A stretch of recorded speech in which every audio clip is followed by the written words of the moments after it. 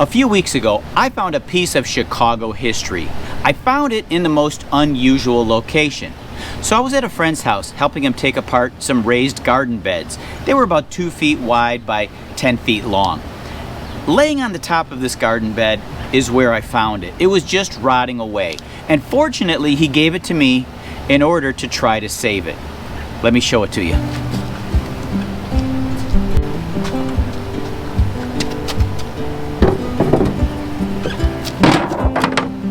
No, that's not it. That's just a piece of acrylic. That is on the back of what I'm going to show you next. Isn't that cool? I believe it came from the Chicago Blue Line train station, but the paint is really bad. It's peeling, and I'm going to see what I can do to save it and then put this in a frame. At least that's the plan for now. Let me give you a closer look. There is so much peeling and chipping on the back side of this sign. Honestly, I don't even know if I can save it. It's not like there's a YouTube video for this one. I'll just have to figure it out as I go along, and I'm sure I'm going to make some mistakes along the way. But it's always fun to learn new techniques and gain experience in restorations. Fortunately, the white lettering appears to be mostly intact. I will have to touch up a few of the letters. So my plan is to clean this up and then remove some of that black chipping paint around it, and then spray the back of this using some more black paint. I think this is going to look pretty decent. It'll never look perfect again, but as long as I can salvage this, keep it from getting worse, maybe I'll put it in a frame, hang it on a wall where someone can appreciate it. After all, it is a nice piece of Chicago history. I first try to clean the sign as gently as I can using water and large Q-tips. This is one of those jobs where the paint keeps coming off as I rub. I want to remove as little as possible. I'm really nervous about touching this paint. It's in such bad shape, and anytime I touch it, it seems something flakes off, but I'm hoping it's just the black. So my plan is to clean this as best I can, remove some of that black chipping paint, touch up any white areas that I can by hand using a paintbrush and some white paint. And then once I have this all thoroughly cleaned and somewhat stable, I'm going to take this black spray paint, which says that it bonds to plastic. It's got a paint and a primer. I'll spray the whole thing black, and hopefully when I flip it over, I'll be very pleased with the result. I hope it works. I've never done this before. There's parts of this peeling paint that I just don't want to remove, but it needs to be stabilized. I have an idea which I hope is going to work. Tissue paper. I don't have any black paper, so I'll spray this blue paper. I'll spray the back of the sign, and while the paint is still wet, I'm going to apply the tissue paper over the peeling painted area.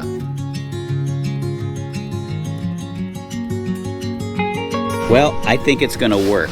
I had no idea if this was going to work at all when I first started. Tissue paper. I spray paint it black and I use it as a patch to stabilize those curly pieces of flaking paint, and it really does a good job. So I'm pretty excited. I think I've got a good solution to get this thing completed.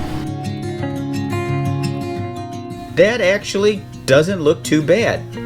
I'll continue touching up any of the white letters that are missing, and then I'll spray the whole thing using black.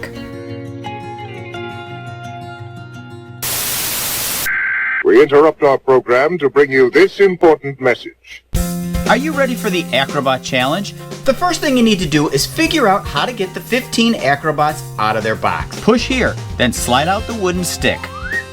How many robots can you stack? You can stack them shoulder to shoulder, right side up or upside down. You can stack them head to head, foot to shoulder, slot to head, foot to slot. You can even use the one robot with the vertical slot as the base to build. He has a copper top. Sure, he's different, but we love him anyway. You can also use the box as a base, right side up or upside down. The stack abilities are endless, and I don't even know if that's a word. You can play Acrobot solo or with a friend. Who can stack the most? Who can stack the fastest? You can even customize your order by putting your name on the front and back of the box.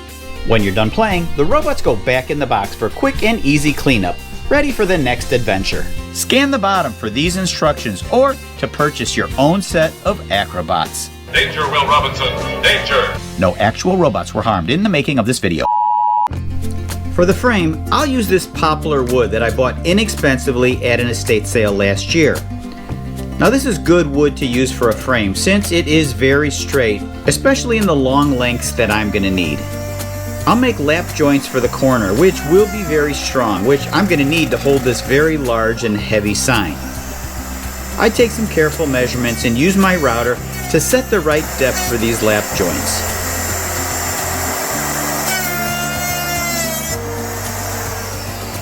That looks great. Any unevenness can be cleaned up using my orbital sander. With the frame glued up, I can mark the rabbet that I'm going to need to accommodate the two pieces of my acrylic sign. This is the biggest frame I've ever made. It's almost 6.5 feet long by 18 inches wide. I still need to cut a very large groove in here to accommodate the sign, and for that, I'm going to have to get pretty creative using my router.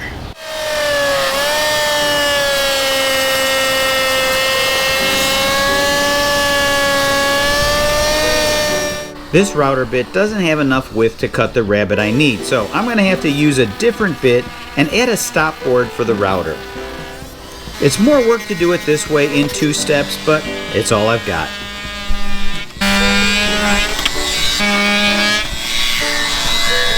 With the rabbet cut, I can now do a test fit of the sign. Perfect. The last thing for the frame I'm going to do is add this cord around on the outside edge of the frame.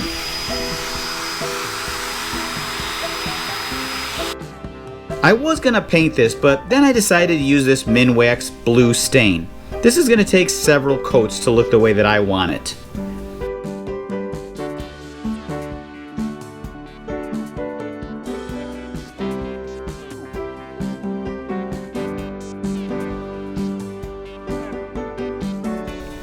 Once it dries, I'll give it a coat of water-based polyurethane spray. Or maybe not, this can is clogged, so I just grab a can of acrylic spray. I usually pick up these spray finishes cheap at an estate sale, usually for $1 a can, whenever I can find them. These are glazing points, which I'll use all the way around the perimeter to hold the sign.